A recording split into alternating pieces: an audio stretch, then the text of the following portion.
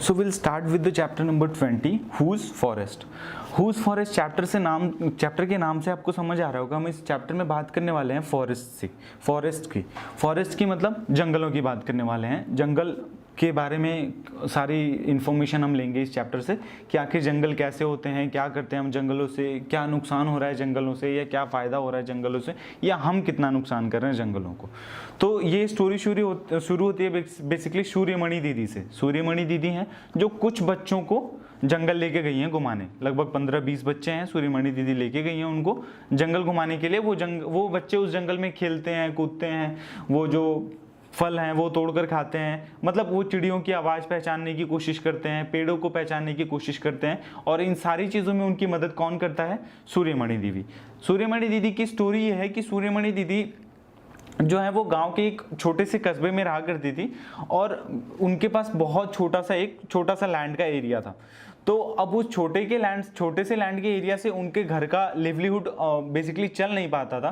तो उनके पिताजी ने या सूर्यमणि दीदी के जो पापा थे उन्होंने क्या करा, वो शहर की तरफ शिफ्ट हुए और वहाँ उन्होंने कुछ पैसे कमाने की कोशिश की। बट बेसिकली वो उतना अर्न नहीं कर पा रहे थे कि वो एक अच्छी एजुकेशन दे सकें सूर्यमणि दीदी को और उनको एक बेटर मतलब काफ़ी अच्छी लाइफस्टाइल दे सकें, ऐसा नहीं हो पा रहा था। सूर्यमणि दीदी के अंकल ने उनकी आगे पढ़ाई में मदद की और उन्हें एक स्कूल में दाखिला दिलवाया, एक स्कूल में एडमिशन दिलाया। अब उस स्कूल में एडमिशन लेने के बाद सूर्यमणि दीदी काफी खुश थी क्योंकि गांव में उन्होंने स्कूल नहीं देखे थे। वो आदिवासी कम्युनिटी से आती थी और वहां उनके वहां गांव पे स्कूल नहीं था। तो उन्होंने पहली बार स्कूल देखा and she was very excited कि अब वो स्कूल में जाएंगी, पढ़ेंगी और समझेंगी चीजों को या समझने की कोशिश करेंगी। सूर्यमणि दीदी ने अच्छी पढ़ाई की, काफ़ी अच्छी पढ़ाई की और वो स्कूल के बाद उन्होंने कॉलेज में भी एडमिशन लिया स्कॉलरशिप के थ्रू। अब स्कॉलरशिप से वो एडमिशन लेती हैं, वहाँ उनकी मुलाकात होती है, वहाँ वो मिलती हैं वाशवी दीदी से। वाशवी दीदी कौन है? वाशवी दीदी एक जर्नलिस्ट हैं जो जंगलों के बारे में, जो आसपास के जंगल हैं उनको क्या नुकसान हो रहा है कॉन्ट्रैक्टर्स से, उसके बारे में लिखती हैं पेपर में। आप जैसा कि आप जानते हो जर्नलिस्ट जो होते हैं वो पेपर्स में अपने आर्टिकल्स लिखते हैं जिन्हें हम पढ़ते हैं। उसके बाद जो शंभू है एक अलग कैरेक्टर है। Shambhu is a contractor. वो कॉन्ट्रैक्टर है जो जंगलों से पेड़ों को काटते हैं और बाहर ले जाकर के बेच देते हैं। वो लकड़ियों का उनका काम होता है, तो वो क्या करते हैं, चोरी छिपे गवर्नमेंट से वो पेड़ को काटते हैं और ले जाकर बाहर बेच देते हैं। इस चीज का पूरा फायदा होता है कॉन्ट्रैक्टर को और पूरा नुकसान होता है जंगल को। अब इस तरीके से हम क्या कर रहे हैं, जंगल को खाली करते जा रहे हैं। अगर पेड़ पौधे नहीं होंगे तो हमारा इकोसिस्टम पूरी तरीके से डैमेज हो जाएगा। इस चीज के बारे में जो सूर्यमणि दीदी हैं और वासवी दीदी दोनों बहुत कंसर्न होते हैं। तो वो क्या शुरू करते हैं, तोरंग करके ऐसे करते हैं कि सूर्यमणि तोरंग का मतलब होता है जंगल। कुड़ुक लैंग्वेज में तोरंग का मतलब होता है जंगल। कुड़ुक लैंग्वेज वो जो सूर्यमणि दीदी के गांव में जो एक आदिवासी जो उनकी कम्युनिटी थी वहां बोली जाती थी, उस कम्युनिटी में जंगल को कुड़ुक बोला जाता था। तो सूर्यमणि दीदी ने एक आंदोलन शुरू किया जिसका नाम था झारखंड जंगल बचाओ आंदोलन। इस आंदोलन के थ्रू, इस मूवमेंट के थ्रू जो सूर्यमणि दीदी थी वो जंगलों को बचाने का काम करने की कोशिश कर रही थी कि भाई हम जंगल को कैसे सेफ रख सकते हैं और जंगलों को हमें कैसे बचाना है, ये सारी चीजें।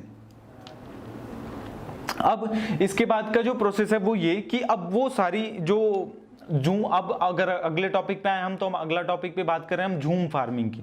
झूम फार्मिंग क्या होती है? झूम फार्मिंग बेसिकली होती है मिजोरम में। अब झूम फार्मिंग से मतलब क्या होता है? झूम फार्मिंग में हम क्या करते हैं कि हमने कोई एक फसल लगाई और उस फसल को हमने जब हटाया तो हमने ऐसा नहीं कि हमने उसको जड़ से खत्म कर दिया। हमने उस फसल को जितनी हमें जरूरत थी उतना काट लिया हमने और बाकी उसकी जो एक्स्ट्रा बची हुई चीजें थी वो उस जंगल में ही छोड़ दी और हमने उस पेड़ में उस पूरे खेत में जो एरिया है उसमें हमने पेड़ों को, पौधों को बड़ा होने दे रहे हैं। हम उन्हें काटते नहीं। जैसे हम ऐसे नॉर्मली यूजुअली क्या करते हैं, हम वीड्स क्या होते हैं, अनवांटेड प्लांट्स जो खेतों में उग जाते हैं, तो हम वीड्स को निकाल देते हैं, बम्बू प्लांट्स को निकाल देते हैं।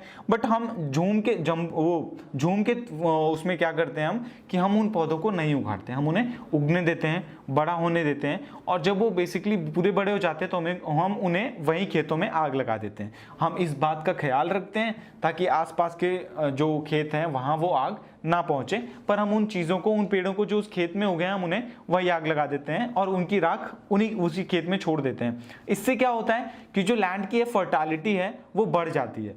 तो हमने क्या देखा कि हमने वहाँ क्रॉप लगाई, क्रॉप को काटा एंड देन उस खेत को पूरे 1-2 सालों के लिए हमने छोड़ दिया, और मैंने आपको बताया आगे कि वो आगे हम उसको आग लगा देते हैं, जो भी वीड्स या बम्बू उसमें उग जाते हैं उनको।